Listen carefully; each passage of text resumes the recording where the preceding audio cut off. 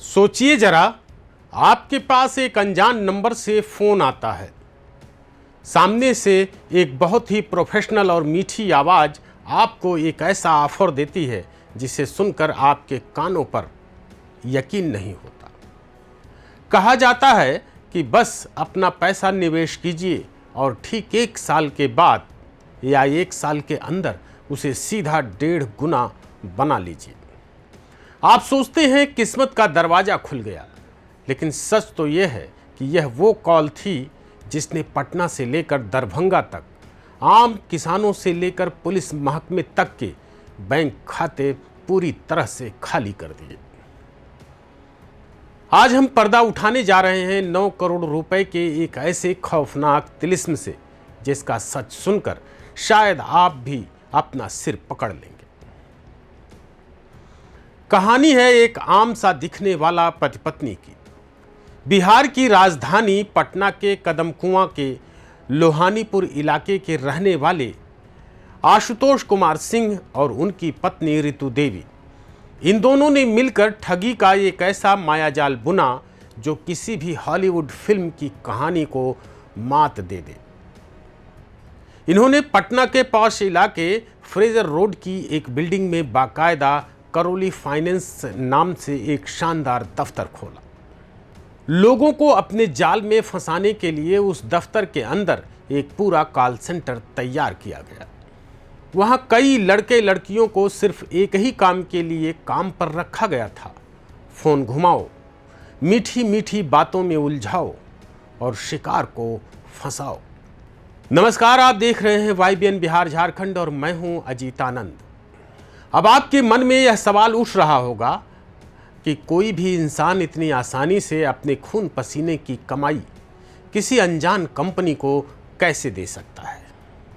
यहीं पर इस बंटी बबली की जोड़ी ने अपना सबसे शातिर दांव खेला।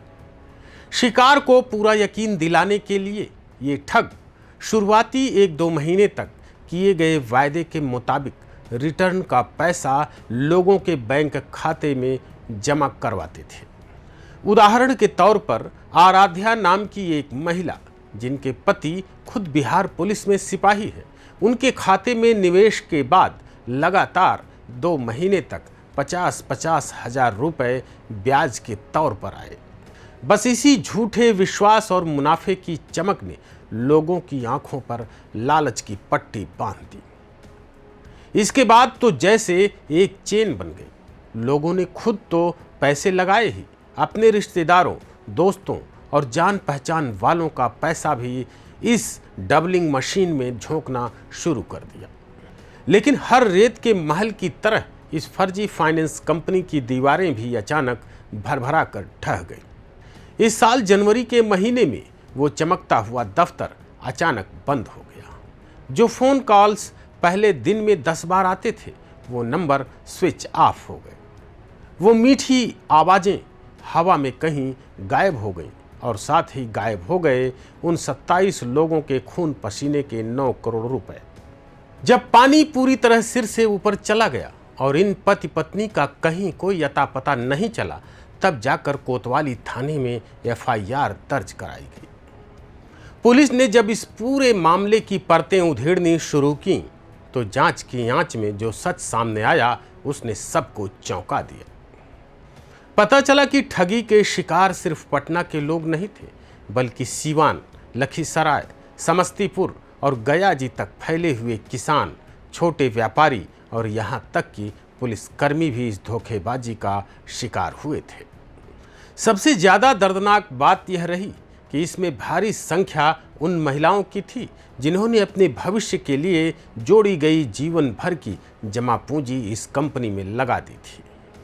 और आखिरकार पाप का घड़ा भर चुका था।